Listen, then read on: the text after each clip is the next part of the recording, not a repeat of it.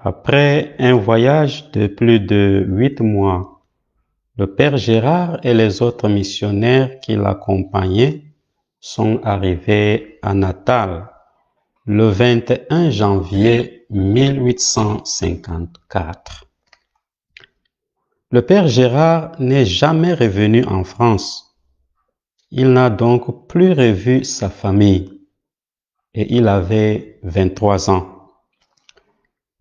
Dès son arrivée au Natal en Afrique du Sud, le jeune Gérard, ordonné diacre à Marseille par Monseigneur de Mazenod avant de partir pour l'Afrique, reçut la prêtrise de Monseigneur Allard, le vicaire apostolique du Natal.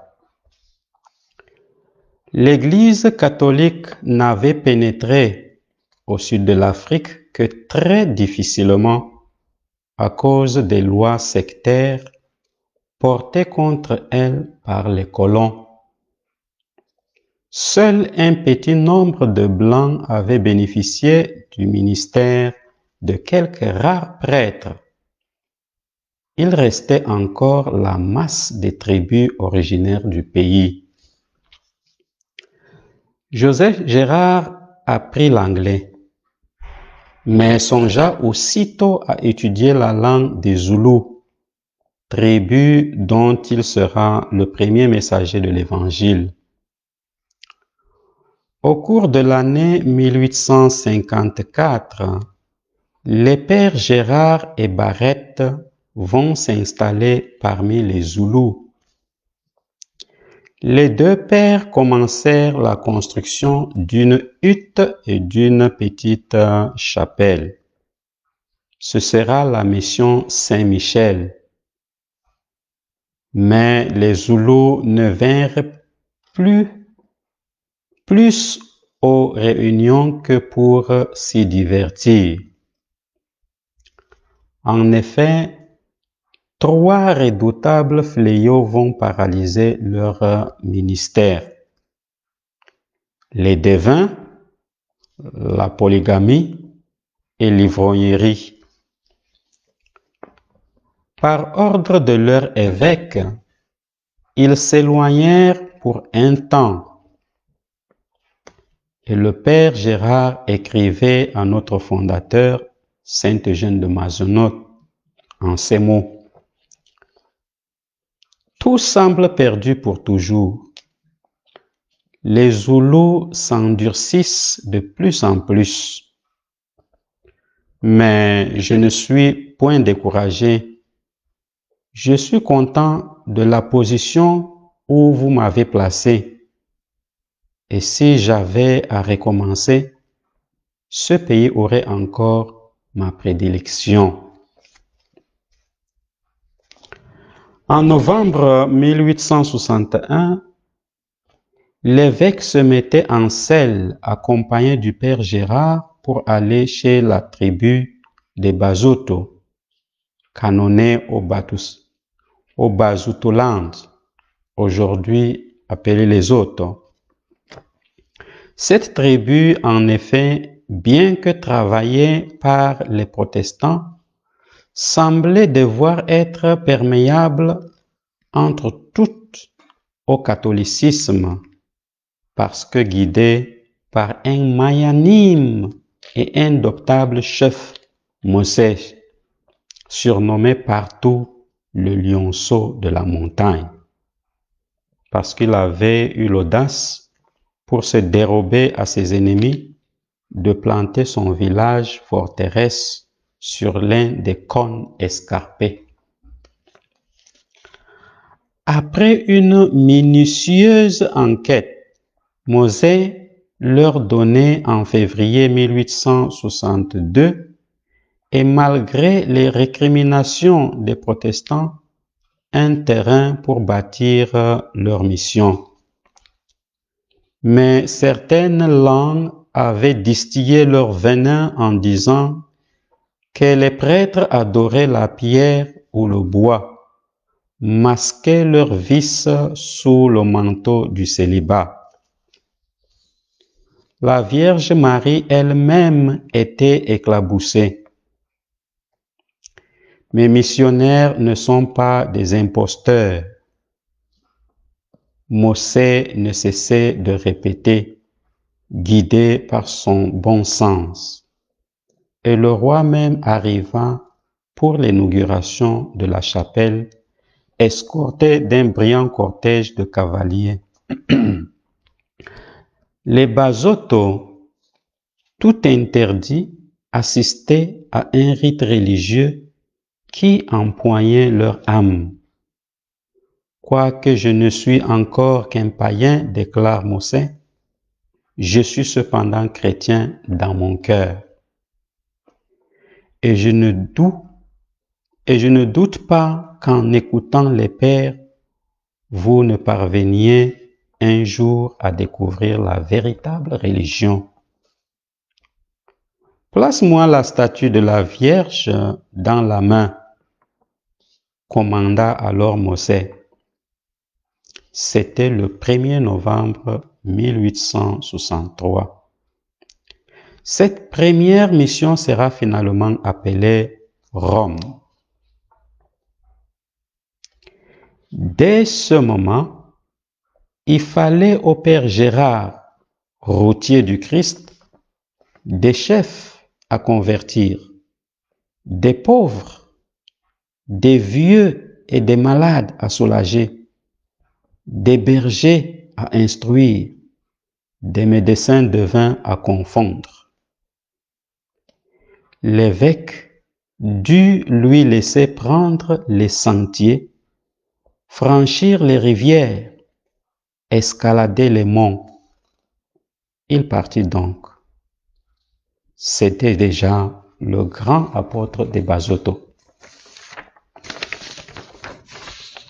Dès l'inauguration de la première chapelle en Lesotho, le 1er novembre 1863, le père Gérard a commencé son interminable chevauchée pour prendre les sentiers, franchir les rivières, escalader les monts, parfois pendant une nuit entière, pour arracher un mosoto au désespoir avant de mourir. C'est leur dernière chance, disait-il. Il me faut tout tenter. Cependant, ce ne fut que le 24 juillet 1864 que pour la première fois dans sa vie sacerdotale, le père Gérard perçut enfin la parole qui fit tressaillir son cœur et s'y appliqua comme un nouveau sceau de sa vocation d'apôtre. Je suis converti, disait une femme. Cette femme Mosoto, terrassée par la grâce, s'appelait Poulain. À quelque temps de là, le médecin devint ancien interprète du père Gérard se présenta à lui. Mon ami, lui déclara le père, tu as 3 chaînes qu'il te faut briser avant que je ne te reçoive. 1, tes ocellètes. 2, la polygamie. Et 3, la bière du sorgho. Le devin fit donc son choix. Il préférait livrer ses ocellètes d'abord. Lentement, il les tira de son sac. C'était toute une fortune, mais il les jeta. C'était fini. Cet homme n'était plus devin. Il le sentait. Il le disait. Cette conversion fit grand tapage au pays des Moussets. Si les jongleurs que nous avions l'habitude de consulter abandonnent leur métier, il ne nous reste plus qu'à les suivre, disaient les vieux Basotho. En 1865, la guerre éclatait au Basotholand entre les Boers ou Afrikaners c'est-à-dire les descendants des Blancs non anglophones nés en Afrique du Sud et les Basotho. Il se révèle un véritable missionnaire, particulièrement lors de la guerre entre les Basotho et les Boers. Alors qu'il risque sa propre vie pour secourir le roi Moseso, encerclé dans sa forteresse de montagne à Tababossou, le père Gérard voulut, fût-ce au prix de sa vie, rejoindre le roi. À travers les ravins, les roches et les gorges, il parvint jusqu'à Mosée, dont la situation était précaire, et il supplia le roi païen de se tourner vers la Vierge Marie, ce qu'il accepta. Et le 15 août, Monseigneur Allard, au nom de Mosée, remettait entre les mains de Marie le pays des Basotho. En octobre 1865, le père Gérard offrit quelques épis à son évêque, un homme et 6 femmes. Voulant aguerrir sa chrétienté, le père Gérard étouffe dans son germe le respect humain. Tout chrétien devra donc avoir l'humble audace de s'afficher comme tel. À cet effet, il aura désormais sa marque propre, qui sera le port extérieur d'un chapelet, d'une petite croix ou d'une médaille. Loué soit Jésus-Christ. Tel sera le salut du baptisé abordant ses frères. À quoi ceux-ci répondront?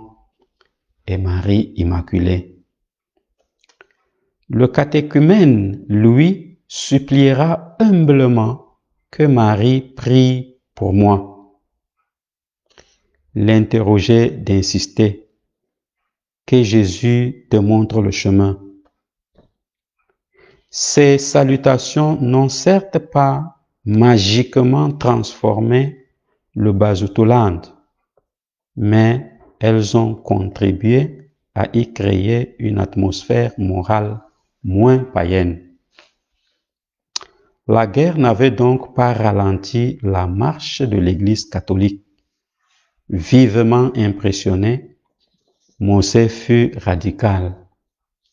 Votre religion est la seule vraie. Elle mangera toutes les autres. Voilà. Mais nous en parlerons un autre jour.